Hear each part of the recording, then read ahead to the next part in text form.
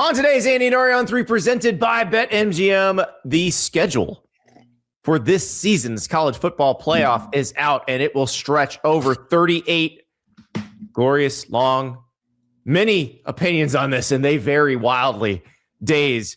But this is a long college football playoff, and no game on New Year's Eve. A lot going on with the schedule. We'll talk about that. Plus, an update on the Joey Aguilar case at Tennessee. He gets his temporary restraining order.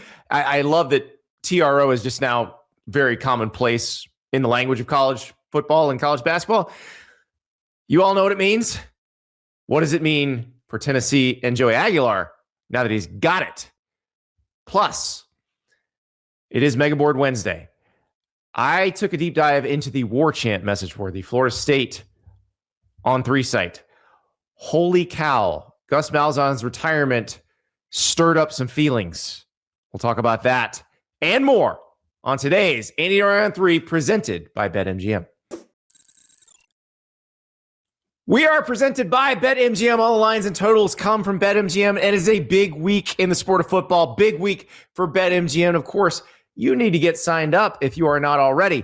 The way to do that, use the code ON3 when you sign up in that BetMGM app, and you get up to a $1,500 new player offer plus 50% off an annual subscription to the On3 College Sports Network. So here's how that works.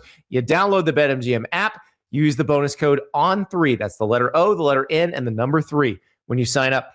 Deposit at least $10 and place your first wager on any game.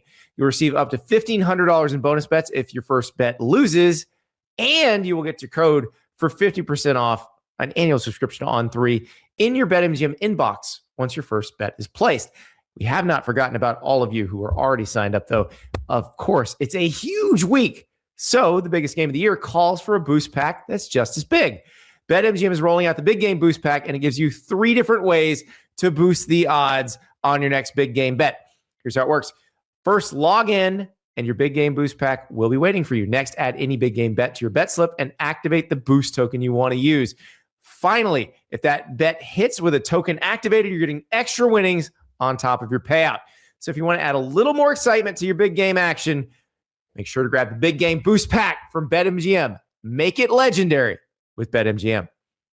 See BetMGM.com for terms. 21 plus only. U.S. promotional offers are not available in New York, Nevada, Ontario, or Puerto Rico.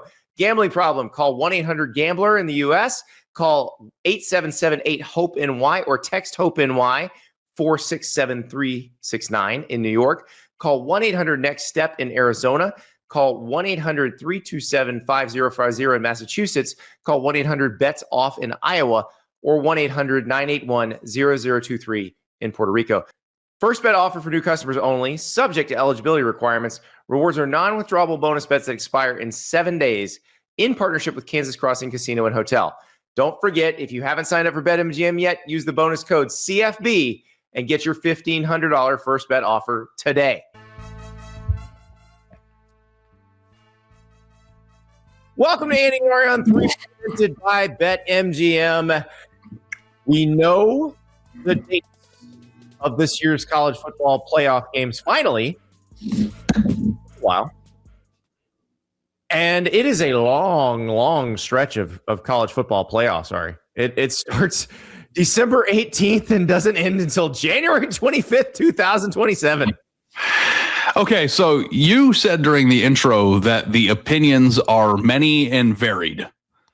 I feel like everyone's opinion is the same, except what's that? Everybody's, oh, this is stupid. How can we not figure out the calendar? Why is it so far down? Like, what's too long? Why is there 2 weeks before? Everybody's saying the same. No, there are also people who are like, yeah, this is how the dates fall on this particular year. This is where that Monday is, and so that's why it is. So there's some indifference as well, along with the this is stupid crowd, which is probably the larger group. Yeah, the larger group seems to be the this is stupid crowd. You know what crowd I'm in? What's that? Who cares? Like, I want to watch. Okay, football. good, Ari. We can just stop the show right now. Okay, let's stop. Nobody cares. Come back tomorrow. Guess we don't need to do it. Guess we don't need to talk about it. That's not at all what I was saying. What I'm saying is why are you upset about it? Like, I'm happy that it's longer. I want it to last longer. Well, that's not who cares. That's I care, and I would like it to last longer. That's a different feeling. I don't understand why everybody's freaking out about how long it is. Is that a better way of putting it? There you go. I don't know. I just think people like to complain. I don't know why anybody's surprised about this. We knew what the date of the national title game was going to be. We've known for a couple of years, I think. What's the date of the national title game was going to? So this is one of those things in college football where people kind of forget things, and then it comes back around. And it's like, oh wait, oh. But yeah, everybody's known it was January 25th because that's when that Monday falls. What's your favorite part of the college football season? The games. Yeah. I like all the games too. What's your favorite part of the season? I kind of like November. I like the race at the end of the season. I like rivalry weekend. That's a perfectly acceptable answer. I think November is a pretty popular answer. Yeah. Mine's the playoff. And I'm okay with it being longer. If we get an extra week to like talk about it and think about it, it's not really longer. It's just more stretched out. There's just more time between games. That's really all it is. But it is interesting. Like the Wednesday quarterfinal, nothing going on New Year's Eve, and then 3 games on New Year's Day. I thought that was kind of interesting. Yeah. And I don't know what the reason for that is. Like, I know that there's like NFL things that you have to consider. And it's like, I feel like most of the people who listen to our show probably also like the NFL. So like, I'm also completely and totally fine with both sports having their own days.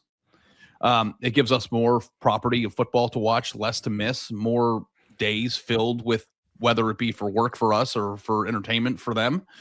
Like, I'm okay with that. Like, I don't think that there needs to be a infringement on or competing with the two entities. And I saw that NFL Commissioner Roger Goodell said that he would be willing to listen to college football in helping them with their various problems. And I don't know if that meant calendar, if that meant like NIL or both. And I think that there probably is a more reasonable solution. But to me, I think that the bigger issue with college football isn't how many days there are between college football playoff games. It's when the free agency thing occurs. Bingo. I think that's the thing. If free agency isn't going on during all this, transfer portal isn't going on, and it's going to be for this year, for this coming year, because they haven't changed it, but they are talking about potentially changing it again. But yes, it is everything sort of getting mashed into one, where you have the one high school signing day that really matters. By the way, happy National Signing Day. Yeah. It's the first Wednesday in February. But the one that matters now is obviously the one in December. So you have the one National Signing Day that matters squished in with the college football playoff, squished in with the transfer portal all together. And the way this works out, if you look at the dates of the transfer portal this year, it would take up the entirety of the transfer portal. Obviously, the two teams playing in the final would get additional days in the transfer portal, but it doesn't make a whole lot of sense from any standpoint, from the teams having to deal with it while they're playing in the playoff, or the as an entertainment product trying to stay culturally relevant. Like you have something very interesting you could put at a different time. And I do think that's going to happen eventually, because I think the coaches who demanded that the transfer portal be in January, which was most of them last year, after going through it once, are now like, this sucks. Let's do it some other time. Yeah. We know that the college football calendar is a logistical nightmare because you have a football league and a sports league that's also competing with academic calendars. And it's a tug of war between academics and the growing momentum of professionalism and all that. Like, I get that. I never asked you this, but you've seen a lot of these different proposals from different media members and different personalities that, give you the proposal for, a college football season that begins in August and ends, culmination on January 1. And I think that makes more functional sense because it separates football from roster development and assembly. But do you think that if the roster assembly thing wasn't an issue, that you would prefer that? Like in your perfect world, would you want the national championship game to be on the 1st of January? I don't care. Because I'm like you. I don't really care if it's on the 1st of January or not. If you want to do that, fine, and start the season 2 weeks earlier, that's fine too. Like, just don't shorten my season. It's already the shortest season in major American sports. Right. So let's not deny ourselves the joy of college football. Because I love players getting paid now. It's fine. They can keep playing. Yeah, so 6 weeks of playoff talk. I think that's a net positive. Trying to squish it all into a 4-month period from start to finish, I think is kind of difficult, and it shortens our entertainment window. I like it, and I don't know about you or if you're one of these types of people, but I like looking forward to things. I like, the national championship game is in 8 days. I like the 7 days leading up to it. I like talking about this. This one, it feels like it's some exceptionally long windows in between. There's a long window between the quarters and the semis, and a long window between the semis and the national title game, which it's fine, but you do want some regularity year to year. And I think that's what's strange is, this year you had the quarters on a Wednesday and the semis started the following Thursday. And now you have 2 weeks between the quarters and the semis. Mm-hmm. And that doesn't, why is that? The NFL, we know what they're going to do every year. The regular season ends, there's a playoff week, there's another playoff weekend, and another playoff weekend, and then they take a week off and they play the Super Bowl. It's been that way forever. The only drawback that there is to the drawn out part of the calendar is the Rose Bowl and the traditional bowl game times back in the day, and even some of the first playoff round games, which still fall on this weekend, occur during a time on the work calendar where people are typically off or slower at work. Right. So people can actually enjoy the traveling and the pageantry that comes along with it. If you have a national championship game on Monday, January 27th or whatever day it is, people are going to work. And there are kickoff times on the West Coast where people aren't even back from commuting from work yet when the game starts. And I think that kind of stinks. But I'm not very good with time zones. I don't know how to fix that unless you want to kick the game off at 9 p.m. You mentioned Roger Goodell, and I think that's probably the partnership that could help the most. And so our boss Shannon Terry and I co-authored a column that ran, I think, the day of the national title game. One of the things we talked about is the NFL and college football need to get together on this, and they don't need to be competitors. The college football provides an incredible developmental resource for the NFL that it does not have to pay for, that none of the other pro leagues have. Right. Major League Baseball has to pay for the minor league system. The NBA has to pay for the G League. None of the other ones have this built-in developmental system that makes stars out of the players for free. If you're the NFL, they're famous before they ever get to you, which makes your product even more valuable. Yeah. So, and then there's no reason for them to be competing over TV windows. They should be working together. Now, I have a little sort of conspiracy theory here. It's not even conspiracy theory. It's just sort of connecting the dots. You do know what just got approved on Monday, right, Ari? What? That could be anything. The NFL buying an equity stake in ESPN. Oh, I saw that. Yes. Yeah. So, what is one of the most valuable things that ESPN possesses? NFL rights. What's one of the other most valuable things ESPN college football possesses? Rights.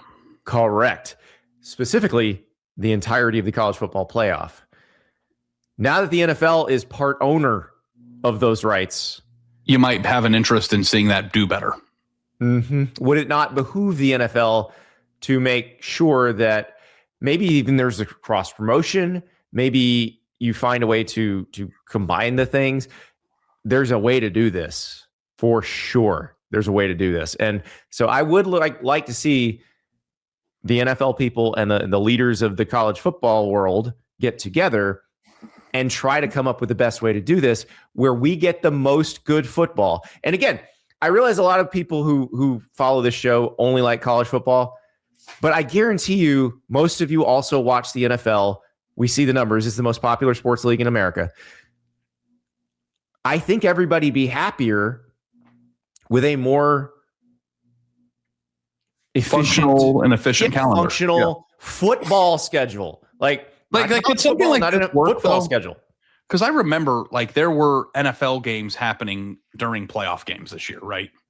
Like could the NFL and college football, like could like the college football playoff game that was between Oregon and James Madison be the undercard for the NFL playoff game? Correct. That they're not on at the same time. Like, because they were already on the same day. Like, is there a way that you could make it so that all these games are on different windows and that they work together, you know, they coexist and, you know, work together to make the viewing experience much better? Like, because I remember when we were in Waco, the Bears were playing that night, and that was like the crazy comeback. I don't remember if the Oregon game had ended at that point, but I remember I was watching. It was still very much going on. I remember both games were going on at the same time. Yeah, and one on the iPad, and it was just like I wish that these games were on at different times. Now, I don't remember what day of the week it was, Andy, and I don't remember if like starting a game at noon could work that day. It was a Saturday, so we were at a noon game that Saturday.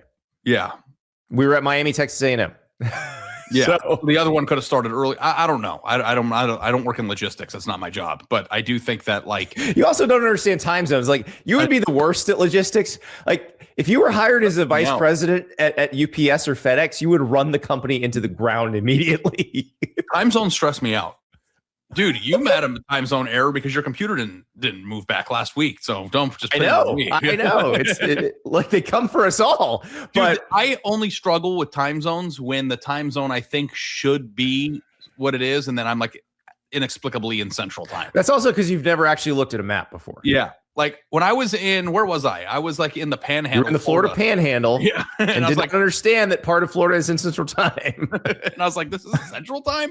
And I messed up my departure time to the Florida State Miami game because I thought I was an hour later than it was. But yeah, no, yeah, I think we're both on the same page here, but like I'm also like not that bent out of shape of having to wait 2 weeks between games if it has to be that way.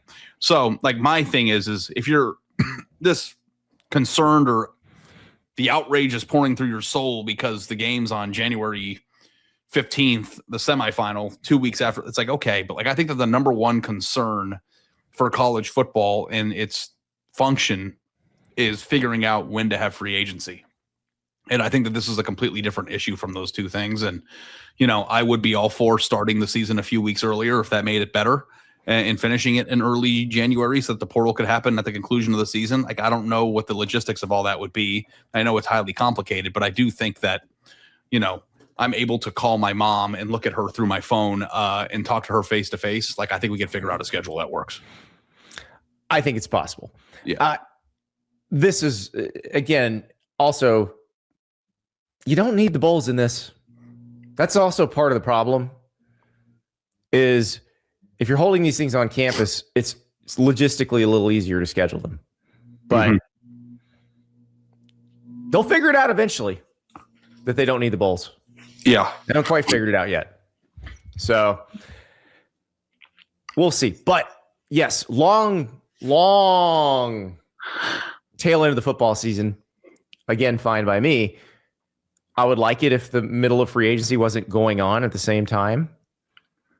So not best for the show either. It would be awesome to have a week roster building only show. And that kind of is what it is. And then it takes away from actually talking about the games.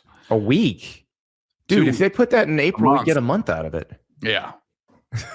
So, yeah, I mean, like the NBA squeezes a lot. The NFL squeezes a ton out of their roster building time. So it's definitely something they can pull off. And I think, again, the coaches who didn't like that part of it have come around. Speaking of coaches, Lane Kiffin had his thoughts on the schedule. He says somehow the calendar got worse on purpose. So now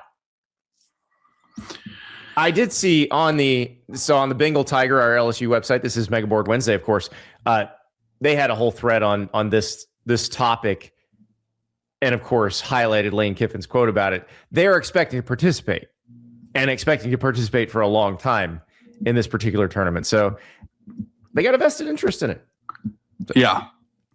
And I think that like the ad drop date for the academic calendar at some colleges is kind of a wild like pickle for you to be in? So like if you happen to be playing, it's not a wild pickle. You want me to solve it for you? Yes, please. The transfer portal is in March. You want to move schools, you enroll in summer A at your new school. You have no spring practice. You have OTAs that start with summer A. No, I meant like in the current moment, it's kind of a pickle. Yeah, there's nothing they can do about that. Yeah. But that's what they're going to end up. That's what they're going to end up doing probably, because as bad as they wanted to have all the teams together in January and do the offseason program and all that, the coaches realized it really sucks to try to do it this way. Really sucks. Yeah. And it's not really like, that's not necessarily a playoff issue. We talked about the playoff teams and what they were dealing with more because they were in the playoff and they were the teams we were talking about. That's not most teams. That doesn't affect most teams. But it's still a pain because they're all still dealing with high school recruiting at the same time. It would actually allow them to separate all of these different things into their own buckets, which would probably make them easier to deal with. So, yeah, and if your solution to this issue ever came true, then the playoff schedule is fine for me. Yeah, the playoff schedule doesn't matter at that point. Now, again, and I think we're going to have a clip from John Summerall, the new Florida coach, later in the show talking about something else. But in his press conference that he had on Wednesday, he also mentioned he'd be fine with the season starting a week or two earlier. Yeah. Because you could do that. Like, if you wanted to have the same length of season, you could start it where we have week 0 now, or you can go a week ahead of that. And you could end it in the first week of January if you wanted to. Yeah.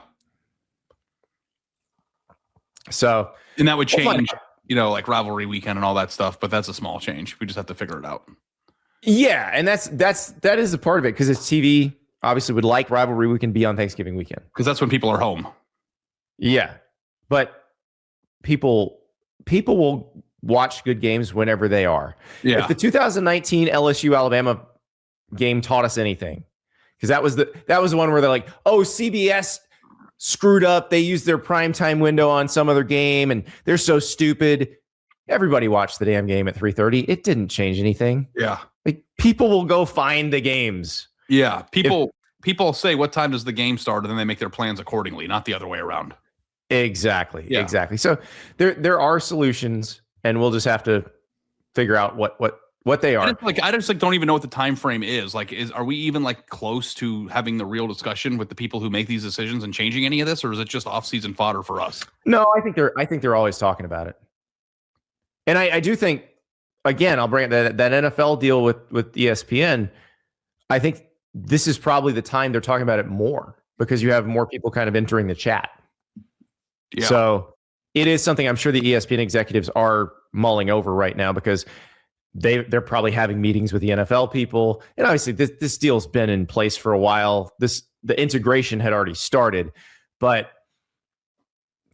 they'll talk about it more. And I do wonder, if that will going forward change how the schedule works, but we will see. Well, here's to another summer of how to fix college football columns. There we go. At least we got something. Next up, we got some big news out of Knoxville. Joey Aguilar on Wednesday granted a temporary restraining order. It is Megaboard Wednesday. And so, of course, we go to the VolQuest message boards, and this thing hit the VolQuest message boards within seconds of the decision. So what does this mean specifically right now? We talked about this case. Joey Aguilar got himself removed from the Diego Pavia federal lawsuit over JUCO eligibility.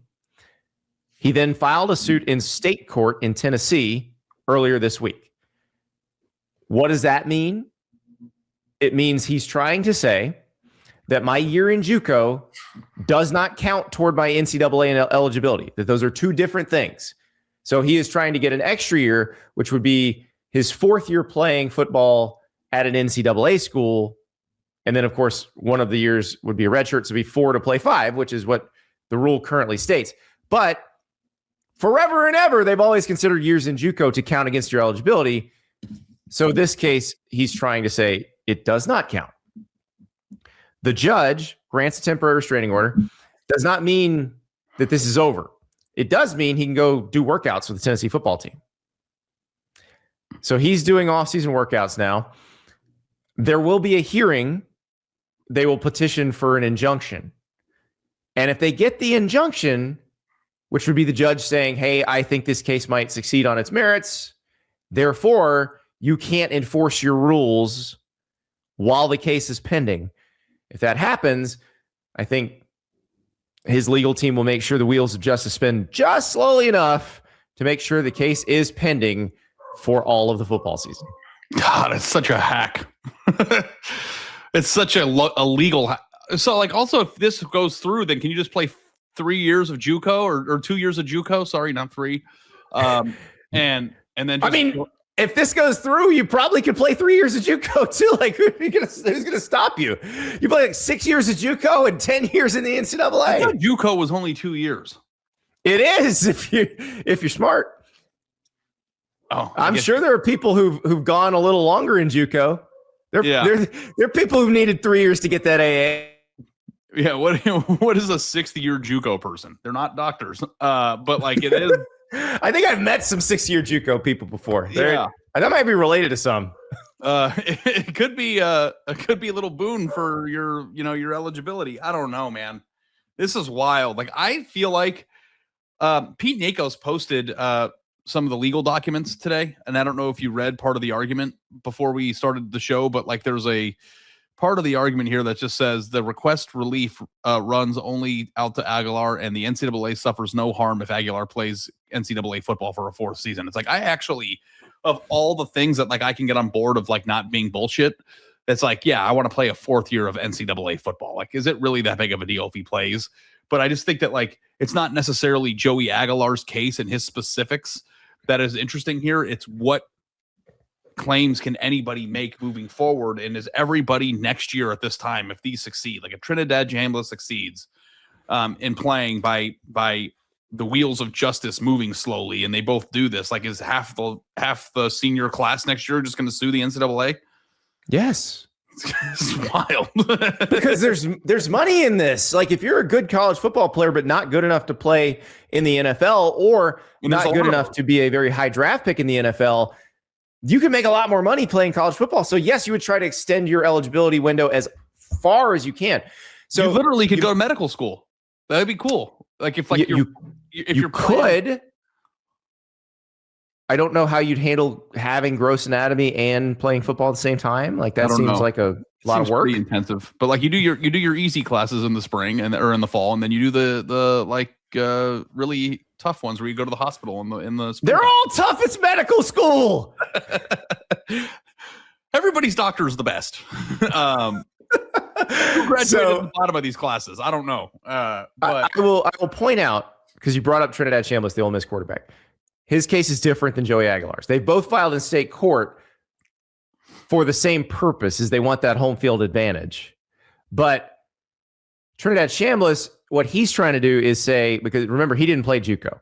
He was at Ferris State for 4 years, then Ole Miss for 1 year. And he redshirted at Ferris State. He did not play at all his redshirt freshman year at Ferris State. So he redshirts in 2021. In 2022, he does not play as a redshirt freshman. And what they're saying is he had a medical condition. They have medical records from that time that they have sent to the NCAA, and they're trying to get the NCAA to essentially retroactively give him, we call it a medical red shirt. NCAA parlance is a medical hardship waiver, but that's what they're trying to do. And you've seen them before with guys that had really obvious injuries, like somebody just wrecked his, had compound fracture in his leg and missed 2 years. Like, they give him back an extra year. So you've seen that before. And so what they're saying is, by denying Trinidad Chambliss this waiver, they are not following their own rules. So it's a little bit different case. But it doesn't matter what the case is about, as long as the goal is to try to stall it out. And the only thing Trinidad Chambliss cares about is, does he get to play this year? The only thing Joey Aguilar cares about is, does he get to play for Tennessee this year? And that is the whole point of all this. So everybody's watching, everybody's paying attention. As long as you have a semi-compelling case, whether it's real or not. It has to be convincing enough in court to get the injunction to get an injunction. Do I understand this correctly? I did not go to law school, but you know this stuff more than me. is that the judge has to rule that you have a reasonable case that could go your way. Right, and that's what it says. If you read the TRO that was released on Wednesday, it says that it seems like the plaintiff's case might succeed on the merits, and that's what the judge has to decide. And usually, like, if they didn't think so, they'd probably be very close to throwing the case out anyway. So this seems to be going forward, and we'll know more after Friday. We'll know more after they have that hearing on Friday, and we can figure out, do we think Joey Aguilar is going to play for Tennessee this year or not? It's still, this, I would say, gives you an idea that, he might be playing for Tennessee. He might be playing, this year. Everybody's paying attention to this, and it's not just these. You've got the Charles Bediako case in basketball, where he's playing for Alabama after having played in the G League. His is not a time window thing. His is more of income. Right. He wasn't good enough in the G League and the NBA, and he wants to play some more, and he's going to get paid to play at Alabama. So they're watching all this, and obviously all the coaches are getting asked about this. So Florida coach John Summerall was doing his signing day press conference on Wednesday, and he got a question about it. Eligibility challenges and things. Do you have to at least? Do you think maybe it's a matter of time before that happens in football, where somebody who went pro comes back, and do you have to open yourself up to the possibility of that might happen and maybe create a space for that? I wasn't planning on sharing this today, but we're going to file a temporary restraining order and see if Tim Tebow can play short yardage and goal line, all right, quarterback. So I don't know what the hell is going on with all that. Like, I don't understand it. I'm not smart to figure it out. I'm not going to make any statements that's going to be bulletin board other than Tebow probably here, because I'm not smart enough to understand all this legal stuff. To me, you're either in college or you're pro. Which one are you? I don't know. But I don't understand all of it. Like, we've gotten to where it's like, hey, you can appeal for a JUCO year, a COVID year, a 6th year, a 9th year. How many years? I mean, the model has been 5 years to play 4. The conversation around some people with 5 for 5, I don't think is going very far because of litigation is what it sounds like to me. I don't know all that stuff. I don't understand all of it. We're going to coach who they let us coach and recruit who they let us recruit. But the problem is I think that's such a moving target that you don't know who's allowed to play. I mean, and the rule may change tonight or tomorrow or whatever. And so I don't know. But, we'll see if Tebow gets his years I want back. John Summerall is really all of us in this thing. Like, he is. Because I think he put that really well. Like, I don't know who's allowed to play.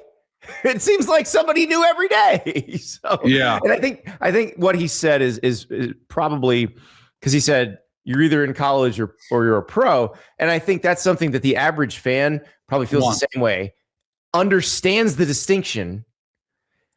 The thing is, we've created this distinction over years and years, and it's very clear to us. I don't know that there's a real legal distinction, though.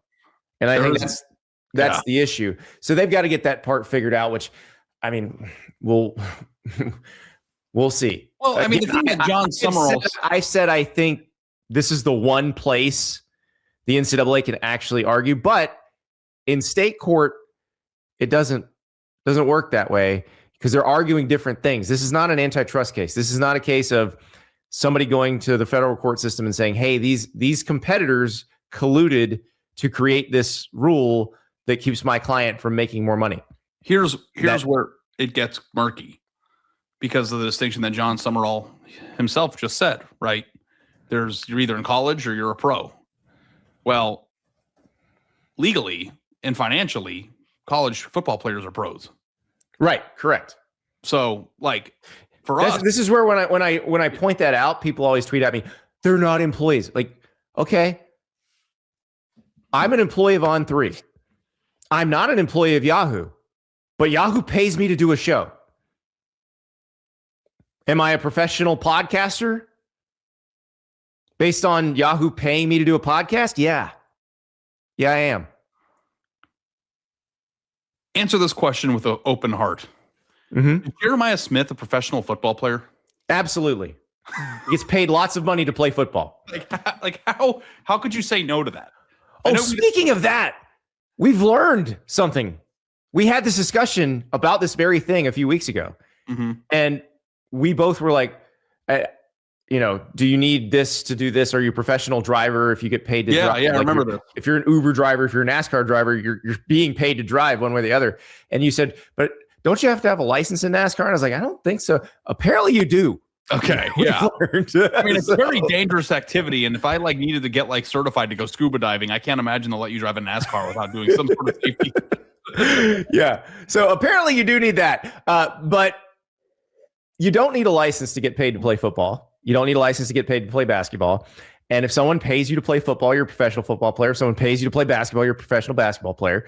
So I get why the courts don't see the distinction. Yeah, it's all verbal gymnastics. I see it because I've been watching this my entire life, and you see it, and everybody out there listening sees it. And people tell me, I don't know, email us, hit us up on social media. I don't really want 35-year-olds who've played professional. Professional is the wrong word. Who've played in the NFL or the NBA. I don't really want them playing in college. I don't. I like to see the traditional college age group playing in college. You think about with the occasional guy who served 10 years in the Army and then came and played college football. That's fine. I'm good with that. That worked.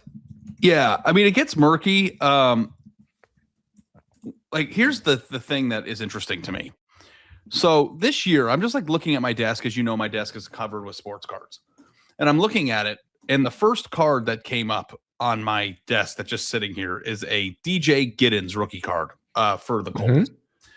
I just went and looked at DJ Giddens' rookie stats. 26 carries for 96 yards and a 4-yard average in the NFL this year. He would have been a huge portal addition for somebody, or would be a huge boon to their running back room if he wanted to play college football next year. Yes. And I don't know what his eligibility was. I have no idea how many years of college he played or if his eligibility is exhausted, but you know how many players there are in the NFL like DJ Giddens who are tons, and most of them only last a couple of years in the NFL. Yeah. And it's every position. It's not DJ Giddens. Rocket Sanders. And I'm looking at guys that may or may not. Khalil Mullings, the running back from Michigan. He was on the Titans. These guys that go into the pros and don't end up being great starting every down backs, or even people who are really in the game plan, who would be one of the top 15 running backs in college football. I don't know. Once you rip this Band-Aid off, you're going to have how many DJ Giddens are going to try to come back to college and make a bag playing for a year. I just feel like we have to stop it, or everybody's going to do it. Both. Yeah. And I don't know that it's going to stop because the individual state courts are not going to stop it. And Charlie Baker, the NCAA president, said they got to get the state courts and the federal courts on the same page. And as Tom Mars, who is one of the attorneys for Trinidad Chambliss, pointed out, that would require amending Article 3 of the Constitution. That's not probably going to happen anytime soon. Who's another one? Caleb Johnson. He was awesome at Iowa. Not really big year of the Steelers. Yeah. I'm trying to think of just guys that were really, really good in college who did nothing. Listen, the running back position is one where you can really, you can come up with a very long list. So that we're going to find out more. We'll learn more on Friday. But I would say this probably what happened on Wednesday suggests that Joey Aguilar is going to get his chance. But we shall see. Ari, on our Megaboard Wednesday, let us move to another topic. This is from Hawkeye Report, our Iowa site at On 3. NFL mock draft. Jones and Dunker picked in round 2. Dunker, of course, is Gennings Dunker, the former Iowa offensive lineman, who was a revelation at the Senior Bowl last week. Everybody loved seeing Gennings Dunker. That awesome mullet. That guy's a unit. Jennings, and he's 6'6". He weighed in at, I believe, 320 at the Senior Bowl. So I talked to him in Mobile. We're about to play that interview. This is a guy who you're going to hear in the interview. He takes a picture of everything he eats and sends it to his dietitian. He's 6'6", 320. If you saw him from a distance and didn't know how big he was, you'd be like, oh, that guy weighs 265. He's just in that kind of shape. Like, he is an incredible athlete, and a good reason why Iowa won the Joe Moore Award this past year, why Iowa was so good on the offensive line. But we had a great conversation about why Iowa is so consistently good at producing offensive linemen, at producing disciplined, tough teams, and also about who a 6'6", 320-pound offensive lineman is afraid of. Andy. Here. Yes. Go. Well, we'll talk about it after. Here's Gennings Dunker. Joined now by Gennings Dunker from Iowa, the Joe Moore Award-winning offensive line. All right, Jennings, I got to ask you about, what is it like when that trophy shows up? It's pretty awesome. You've seen photos of it online. Like, we have a little miniature one in our facility, but then when it shows up, like, it's just massive. They're bringing in a forklift, right? You'd have to. I mean, it's so big. It's like 7 or 8 feet tall. I don't know if you've seen a picture. I have, and I actually seen it at the Alabama facility one year when they won it, and it's wild. But I can't imagine, like, it's the most perfect thing for offensive linemen because it weighs a ton. Yeah, it's huge. Literally. Yeah, and it's all 5. It's the whole group, and that seems like the spirit of the position. Period. Like, you couldn't do it without your other guys. right. And I think the best part too is, like, if you look at the back of it, there's plaques with guys' names on it, or like, the previous winners of it. Like, it's not just those 5. Mm-hmm. It's like the guys that would rotate in with them. And Oh, that's so awesome. Like, So it's everybody like more played. than just the 5. Yep. So I think, to me, like, that's like the best part. So we got to ask, this look, how long have you been rocking the mullet? So I started last season. I ran a case study on Connor Colby, if you know who that is. Yeah. So his freshman year of college, he rocked a bullet. He was a freshman All-American. Uh-huh. The next year, he cut it. He did good, but not as good. Right. And then he rocked it this previous year, got drafted. So I kind of took that, like, in stride, and I was like, all right, I better rock one with you, dude. It's like when I played next to him, and we would both rock them. So this is the way you get drafted. This is the secret sauce. I think that's the secret sauce for all linemen. I did my own case study on Connor, and I think he would agree. Well, yeah, I mean, it's a small sample size, but I think that's I could go with that. Yeah, small case study, but Yeah. So you're from Lena, Illinois. Yep. Iowa is your only offer. Yep. When you get to Iowa City, are you thinking about this, the NFL? Is that something that's in the picture, or is it just I'm trying to survive? no, I mean, no, not at all.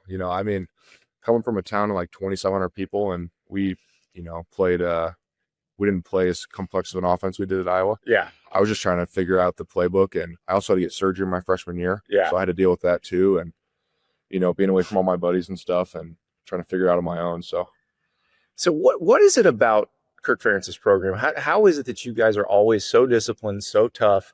I mean, we've said this on the show a bunch of times. You guys were probably the most underrated team in America this year. You look at the way you played at Indiana, look at the way you played at Oregon. You beat Vanderbilt in the bowl game.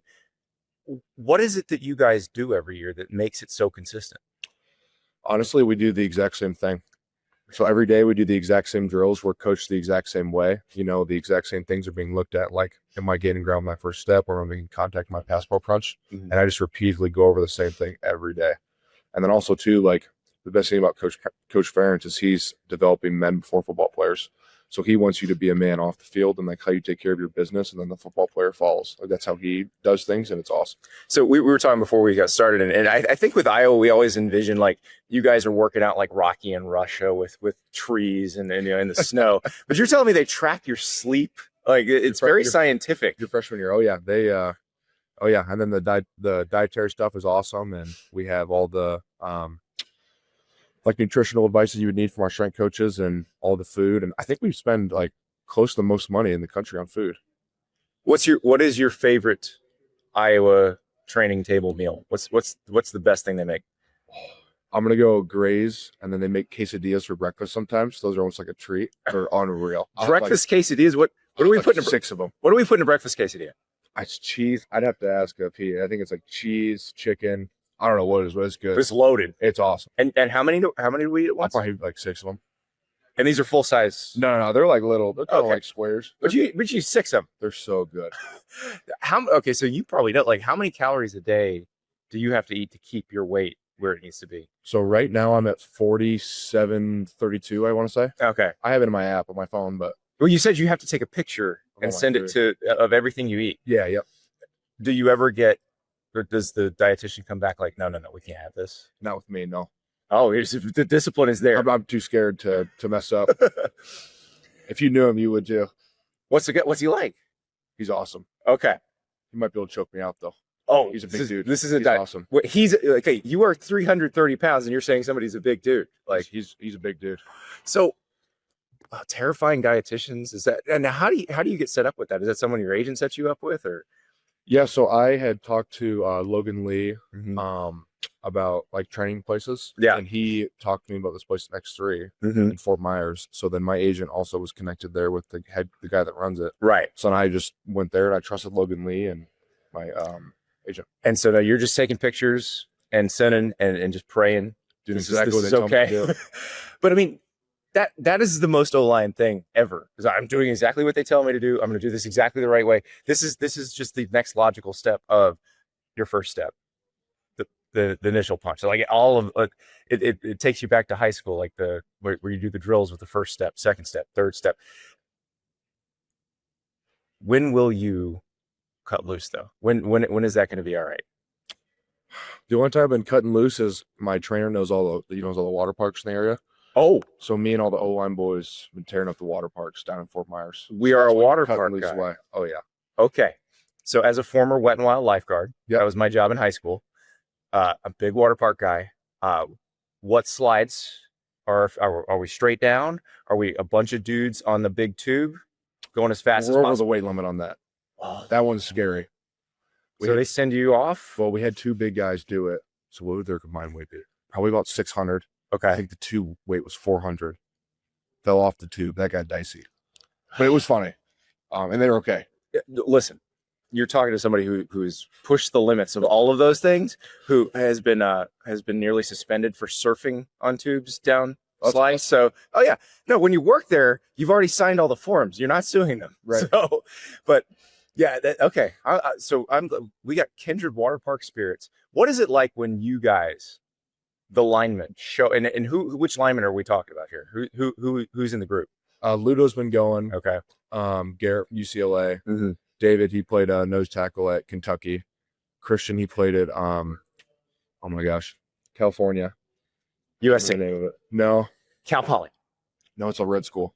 a red school. San Diego. Oh, yeah, Diego. San Diego State. Oh, the Aztecs. Yeah. So we got like And then 15. Kobe's been going too. Oh my God. So we got like 1,800 pounds of dudes going to the water parks. Well, the first day, so I was looking in the local ones, and I didn't realize it was like more of a kid water park.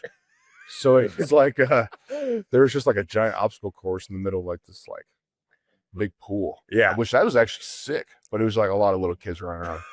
But it was pretty fun actually. Well, I will give you the rundown of the Florida water parks when we're off the air. I don't know if that's ever. Yeah. Can't give free advertising on the show. So Yeah. Jennings, I can't thank you enough. Good luck in the draft. Appreciate it. If there is not video of you going down the high straight down slides at the draft, I'll be highly disappointed. So ESPN and NFL Network, get to work. Thank you. I'll send one in for him. You know, I'm terrible at transitions, Andy. I'm sorry. I'm gonna go see a therapist. I don't know. I can tell when you're winding down, and I still blurt stuff out, and it's not good podcasting. And I'll be better. Just please accept my apology. That said, we talk about how I'm a terrible talent evaluator. I'm a terrible agent. A lot of things I'm terrible at. Are there just certain players where it's just like, look at that guy? Yes, draft that you guy. know Gennings Dunker is going to be a successful NFL player as long as he's healthy. Like he's going to be a long-time starter in the NFL. And I mean, you heard him talk. Like that is a guy who gets it, who's just going to go work his ass off, and he's going to be really good. And so, like, projection is about a second-round draft pick. I hope for him he goes as high as humanly possible. But you're right. He's one of those guys that you just look at and you're like, yeah, Okay. I know if I pick him, I'm good at this position for a long time. What vibes he has? He has Tate Ratledge vibes to me. Yeah, not the same kind of accent, but yes, Tate Ratledge, played for Georgia, and started at guard for the Detroit Lions last year, was a second-round draft pick, actually. And I think those two would get along really, really well. I don't believe the Lions need a guard. I think they'd like to move Graham Glasgow back to guard and draft a center to really replace Frank Ragnow. But I can't wait to see what happens. I think if you have a mullet, Dunker. your grade in the NFL draft as an offensive lineman goes up at least one round. I hope so. For Gennings Dunker's sake, because how cool is that guy? Yeah, I am kind of amused by how somebody that size is afraid of his nutritionist. And it made me feel like maybe we all should have somebody that we have to send every single thing that we eat a picture of. Could you imagine during the day, like, if you had to do that, like if there was somebody holding you accountable for everything you put in your mouth, and you like were contractually or whatever, if you were obligated for whatever reason to not be able to hide anything, every single thing that you put in your mouth, you have to send a picture of to somebody, I would probably be, 50 pounds lighter. I would too. And especially when I was really in my heavy days, and my wife would tell me like, are you sure you need to eat this? And then I get mad about it. And I'd like, I'm fine. I'm working out. Yeah. If I had that person who I was just terrified of, maybe it should have been, I should have just taken pictures and sent them. Although I did take pictures back in those days and send them to my wife. And she's like, we have a problem. We need to talk. So this week it didn't stop me is what I'm saying. It's funny because like I thought you were terrified of your wife because I am terrified of mine. And it's a funny story that this just happened in my household. But it was like a snow day, a snow week last week. And I don't know what it is about me. I don't know if this is a childhood thing or a trauma thing. I don't know. But whenever it's like I'm home for the day or I'm trapped in the house or there's a storm or it's snowing or whatever, like I get a wild craving for Red Baron frozen pizza. Okay. Like I just feel like every single person should have an emergency Baron. No free ads, but Red Baron, let's go. Come on. It is an excellent frozen pizza. Not an ad. Wish it was. And I asked my wife, can I go get a Red Baron pizza and have that dinner? And she goes, when's the last time you went to the gym? Ooh. And she goes, you were 340 pounds. I'm allowed to every single time. And then I didn't eat Red Baron for dinner. So like, and she's, I'm allowed to talk about this. We're never letting that happen again. And it's just like, she's 4'11", but like that, if I had to send that's how Gennings Dunker can also be afraid of his nutritionist. Imagine if you just send your wife a picture of everything that you ate. She would think you're an animal. I did. She did. I would get divorced if I sent a picture to my wife of every single thing I ate. She would be mortified. That Ritz cracker from under the fridge? I think location matters more. Like mine was more nutritional value. Yeah. No, mine's like, both. wait, you know how I eat. You ordered the platter for 4 at the barbecue place? Andy. I would do that, by the way. I would order the family meal for 4 for myself. Is the perfect example. You and I were leaving a football game in Columbus, Ohio earlier, and we stopped at the airport at Sheetz before we left to eat lunch. Yes. You decided, I'm not going to eat this shit. Me coffee. Yeah. We met an agent. I got cheese curds and some crappy sandwich that tasted terrible. If I would have sent a picture to Britt what I ate for lunch that day, she would have been mortified. And these are the things that she'll never know. Yeah, because she doesn't listen to the show. No, I think she does at times, but never all the way to the end. My wife never does. Yeah. Ever. But so this is my safe space. I can say anything I want here. The problem never gets back to her. Do have is that there are friends of hers that do listen to the show. Mm-hmm. And there are also people on Twitter. She's not on Twitter who see some of the jokes I make about her on Twitter. And whenever I make jokes about things, they have a funny way of getting back to her. So I might have made a mistake, but we'll see what happens. Yeah. I was on the road, and there was no other options. She gets home from work today and she's like, Ari, cheese curds? Really? Gas station. As a side dish? These are not good cheese curds. All right. One more for Megaboard Wednesday. And this one was, I had a hard time choosing the thread. Let's put it that way. So we go to War Chant. That is Florida State, original OG, one of the great all-time team sites ever in the history of this industry. So it is the best community of Florida State fans out there, and they are very passionate, and they love their Seminoles. And when Gus Malzahn retired, Ari and I took a more global view of it. We were talking about Gus Malzahn's career and what he meant to the sport. And obviously, he's done so much, going from being a high school coach to being the head coach at Auburn and UCF.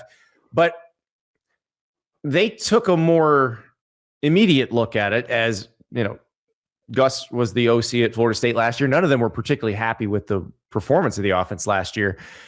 The timing of it, they didn't like, because obviously this means Florida State can't go out and hire an offensive coordinator. They ended up promoting Tim Harris Jr.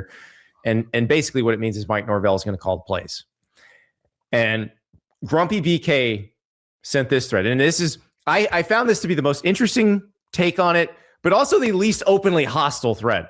If you go to War Chant's message board right now, it is fire Mike Norvell, fire Michael Alford, the AD. It's fire everyone. They are ready to clean house. This fan base is furious at the way things are going on. So here's what Grumpy BK wrote. I can't help but think Mike was forced by Alford and the administration to bring in a real play calling OC and replace his friends on staff after the fallout of 2024. Gus was the easy answer, as he's friendly for Mike and would be the least disruptive. So after that didn't yield significantly different results in terms of wins and losses, the quote unquote comprehensive assessment resulted in the replacement of the GM. And so now with Gus quote unquote retiring, we choose basically to go without an experienced offensive coordinator, and we just revert to the same setup as we had in 2024, but with a new GM, defensive coordinator, and a few new position coaches. Mike picks backup play calling and gives up recruiting and contract negotiations. Is Mike laughing at the administration saying, we're back to where we started? I told you so. It is kind of funny because you do realize and have to at least acknowledge that whatever is happening at the administrative and coaching level at Florida State the last few years, that it's not functioning properly, right? Like there's misfires happening there. And I think what happens when things are not being run competently is you kind of chase your tail a little bit and end up in some of the places, just historically, both corporate America or any other sports organization, whatever, where it's like you end up, I mean, this stuff happens at companies that we've worked for, where it's like, we're going to try this, and then we're going to do this. And then, a year later, you're back to where you were at the beginning. And it's just, I think that, given the timing of this, I don't know like what Florida State's options are if they wanted to go get a hotshot OC, how many of those are available, or if it's a big enough place. I mean, I would assume that it is. I don't know, Andy, based on when it happened. But like ending up back where you started is not really a great feeling, I don't think, because where you started wasn't working. Yeah. So I don't know that Mike Norvell's play calling was the problem. I think it was more roster construction, chemistry, everything else. But I understand their frustration with the timing. Having watched this, and I think the Florida State fans, most of them living in Florida probably see a lot of Florida stuff. They should understand a little bit of this from last year with Florida, with Billy Napier, because there was a lot of pressure on Billy to hire a play calling OC. He didn't, because he knew he's on, potentially this was his last chance. He was either going to, as you put it, go down with his hands on the wheel. The other piece of this, like, let's say, because we had heard rumblings about Gus Malzahn potentially stepping down after the season. Let's say that had happened and it had been, in the throes of the coaching carousel where you could have theoretically hired any offensive coordinator you wanted to. I don't think most desirable offensive coordinators would have been willing to take the job at Florida State given the current circumstances, because obviously Mike Norvell is seriously under fire. There are doubts about whether he would make it through the season. You would have to overpay significantly and guarantee at least 3 years of salary to even get someone to take the job. Mm-hmm. So I don't think the person that some of the folks are imagining would have taken the job, I don't think they would have taken it. And I think that's probably, now with the Billy Napier thing, Billy Napier was very stubborn on that front, was not going to hire anybody who wasn't going to run his offense. It really limited the options down to where there were none, but they would have been in the same situation where they would have had to overpay, guarantee 3 years, and then you're on the hook for even more salary. Like, if you're Florida State, you're looking at this like, we don't know if this is going to work. Norvell's buyout is ridiculously expensive right now, ridiculously expensive next year, ridiculously expensive the year after that. If they're terrible, they're going to bite the bullet and do it, just like Kentucky did, just like Penn State did, just like Texas A&M did. And so if I'm them, I'm not taking on additional salary now. Yeah. And like, if you go back to the year where Florida State got screwed in the playoff, what do they have on their team? They had a really good quarterback before he got injured. They had really good receivers. They had an NFL running back. They had Braden Fisk and Jared Verse together on their defensive line, which, by the way, is the core of the Rams defensive line that made the NFC Championship game this year. And they're both awesome. Yes. What don't they have on their current team? None of that. So, like, get mad all you want about the structure of the staff and who's calling plays and all these things. Just get better players and things become easier. And I think that's the problem. Florida State just hasn't been getting good enough players, period. It is. And this is something that you've talked about all along with their high school recruiting. Now, they did really well in the transfer portal for a while. I mean, Braden Fisk, Jared Verse, Keon Coleman, those are really good transfer portal players. But they got Coleman really after that Coleman foundation. was already productive. So this is the thing. And maybe this is a secondary conversation, but it still relates back to Mike Norvell. At one point in time, when you brought up the nickname, which is like a fake annual award that we give, called the Portal King, you might have said Mike Norvell, or at least had his name in the picture. I think that the undisputed Portal King is probably Lane Kiffin, right? And then you see what Lane Kiffin did in the portal immediately at LSU the second he got there. They signed so many good players. And I did a list, and I think we'll talk about it early next week today, of the 10 most influential individual signees of the portal cycle. And like 3 of them could have been LSU signees. And maybe that is partially because LSU has more resources. I don't know. But Florida State has a ton. Why is Florida State not landing Keon Coleman anymore? Keon Coleman was already a made receiver. Doesn't have a ton, and that's part of the problem. In the rev share era, where you didn't have to put additional money on top of that. Another story that came out about Florida State yesterday was really interesting in Sportico, and it's about the level of debt that Florida State's athletic department is carrying.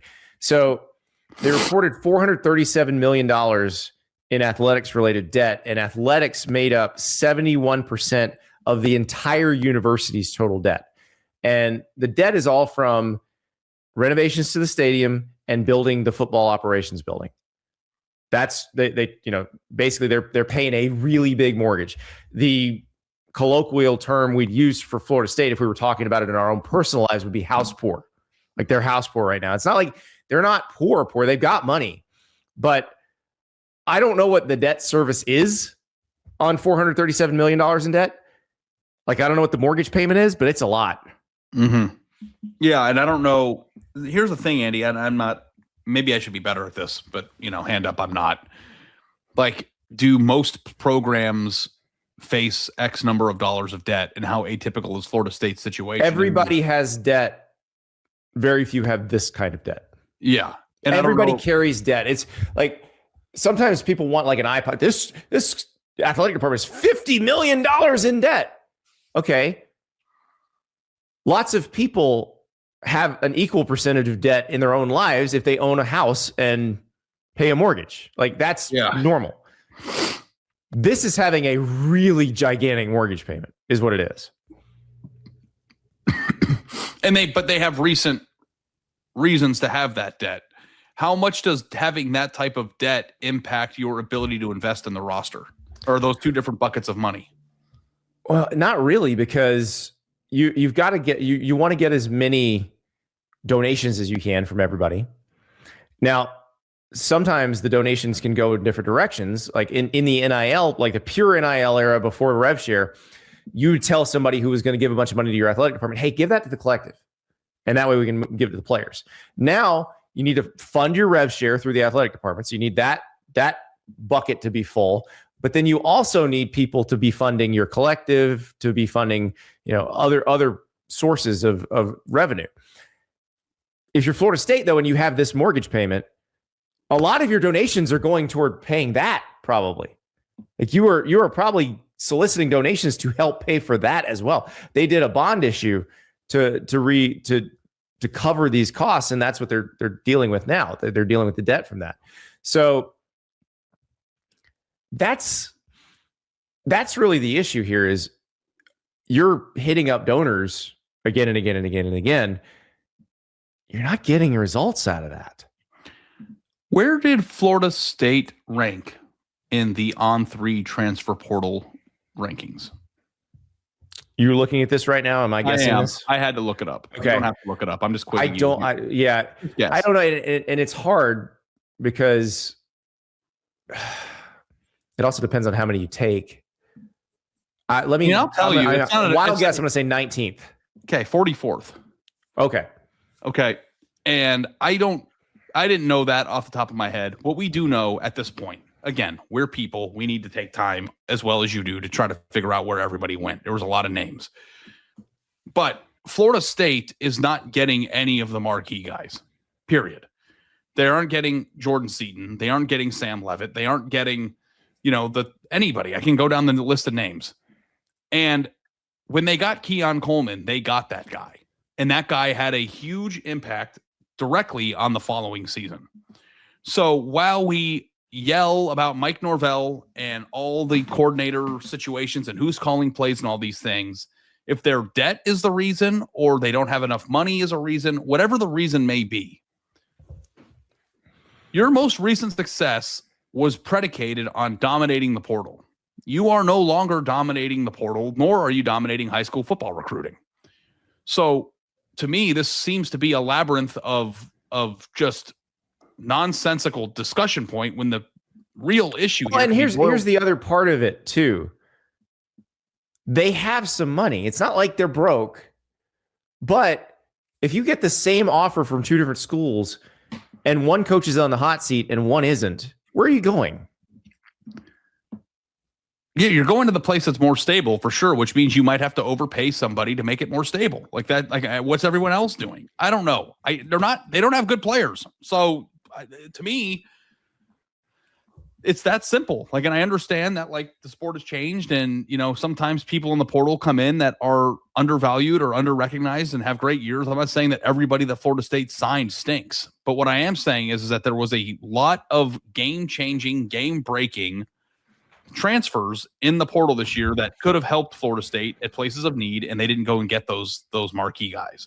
And who did? And I also think everybody caught up to what they were doing in the portal. There's a lot of timing issues here, because the stuff they did with the stadium, the decision to make the football operations, all that happened really before this era started in earnest. So that was the quote unquote correct thing to do back then. Now we know it's not. What do I always say, Ari? What is the best way to improve your stadium? To have a better football team. Put better players in it. Yeah. That's the best way to improve your stadium and make more money. Well, the world changed on them on that front. And now they're dealing with the debt of this. And now they've got to figure out how to get better players, when now the other piece of it is hindering their ability to do that. And this is it's a brutal situation. And I just want to say, I feel so bad for their fans, because but it's also an ironic thing, because the fans view the way out of this situation as replacing the coach with an enormous buyout, which then does what? It only adds you to spend money, have more debt. Yeah. So I don't know what the solution is here, but Mike Norvell went from being a candidate for the Alabama job 3 years ago to now being on the hot seat for 2 years straight.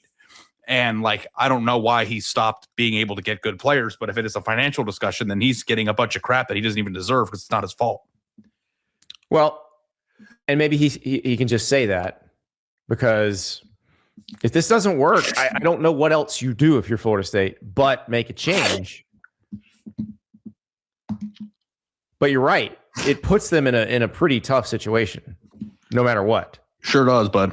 Sure does. So, So I feel very, very much for the Florida State fans. If you're an On3 member, check out the War Chant message boards. You'll see, these are people who they're diehards. They care a lot, and they're so frustrated. And I wish there was something we could say that would make it better or that would help explain it. But it's just, it's been a rough past few years because, they go from getting screwed out of making the playoff, and then all of a sudden they're terrible. And then you think when they beat Alabama, it's okay. It's okay. That was just an anomaly last year. We're back. We're fine. And that's not the case. Yeah. So, and there's a lot to go through as a fan. It's emotional. It is. And so, yeah, we're thinking about you guys on War Chant. I hope this will, I don't even know what to say. I really don't, because I don't know what would make it better, if anything. But good luck to you guys. I hope your team is legitimately better this year, because you deserve some joy in your lives after all what you've been dealing with the last few years. But I get why you're skeptical that that's going to happen, because it doesn't feel like anything's really changing. Yeah. Ari, we got some big guests coming tomorrow. Also, get your questions in Friday. We're moving Dear Andy and Dear Artie to Friday this week. It might be all off season. That might be the Friday staple. We get your questions in. Andy Staples on3@gmail.com. Ari.wasserman@on3.com. You know where to find us on social media too. Hit us with your questions. Some big guests tomorrow. Ari has one that occasionally needles him via text. Pays attention to the show a little bit. He coaches. He's a head coach now. That's your hint. Who's he going to be? Tune in tomorrow.